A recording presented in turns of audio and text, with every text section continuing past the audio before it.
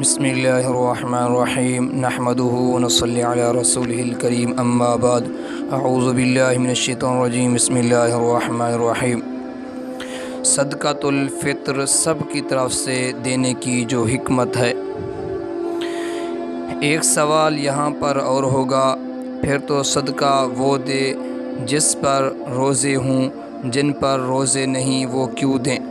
تو حضور صلی اللہ علیہ وسلم نے فرمایا، کم عمر چھوٹے بچوں کی طرف سے، غلاموں کی طرف سے تم دے دیا کرو، تاکہ صدقہ دینے سے ایک تو ان کی جان کی میل اتری، دوسرا سب سے بڑی بات یہ ہے کہ جن کو دو گے ان کی بھی خوشی ہو جائے گی۔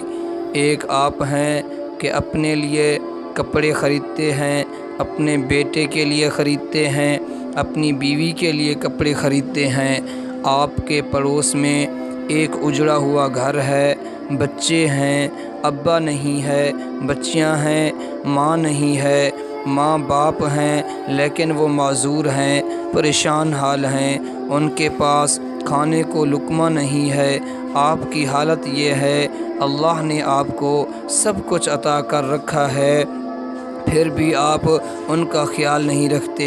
میرے پیغمبر صلی اللہ علیہ وسلم نے ارشاد فرمایا، تم اپنے گھر کے تمام افراد کی طرف سے صدقہ دو، یہ صدقہ جب ان تک پہنچے گا ان کی بھی عید ہو جائے گی، تمہاری بھی عید ہو جائے گی۔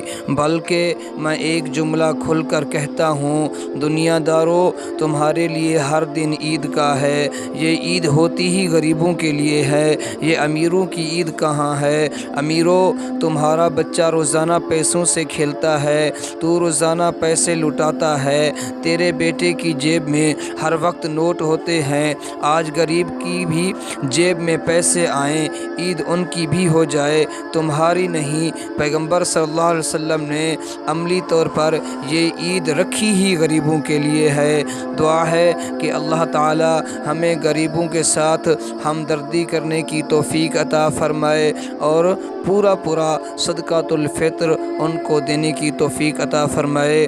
دعا ہے کہ اللہ تعالی ہم سب کو عمل کرنے کی توفیق عطا فرمائے۔